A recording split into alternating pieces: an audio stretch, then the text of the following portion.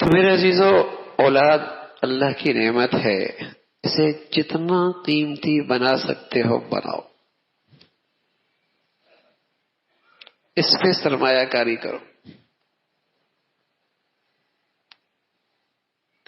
کتنی امت کی مائیں ایسے گزری ہیں جنہوں نے زندگی تو قناعت اور سادگی پہ گزاری، لیکن اپنی اولاد کے لیے سب کچھ قربان کر دیا۔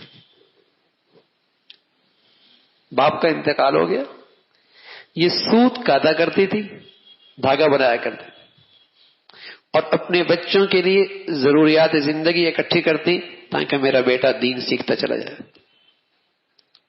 اور پھر اللہ نے کیسا چمکایا، سبحان اللہ، لاکھوں انسانوں کو ایمان کا نور کا واسطہ اس کا بیٹا بنا۔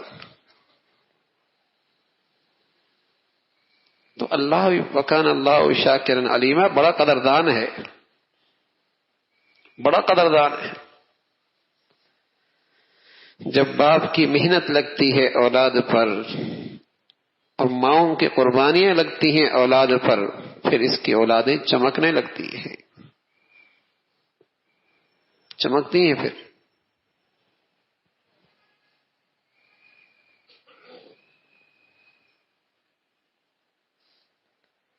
نسلوں کی زندگیاں سنورنے لگتی ہیں اس اولاد کے بدولت۔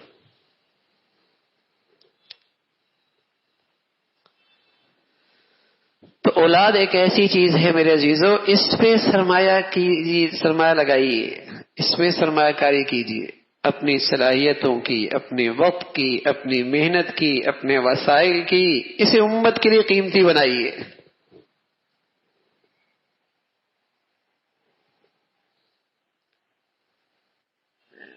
اسے اسلام کے لیے قیمتی بنائیے۔ انبیاء علیہ الصلوۃ والسلام تو اللہ سے اولاد اس لیے مانگا کرتے تھے، کل کام آئے گی۔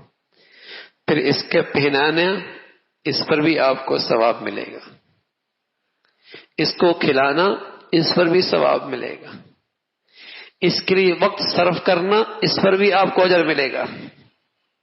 ہاں، مسجد اللہ کی دین کے لیے ہوتی ہے نا، تو اس کے گرد جتنی محنت ہوتی ہے عبادت بن جاتی ہے۔ جب اولاد ہی اللہ کے لیے ہو جائے تو اس کے گرد جتنی محنت ہوگی وہ بھی عبادت بن جائے گی۔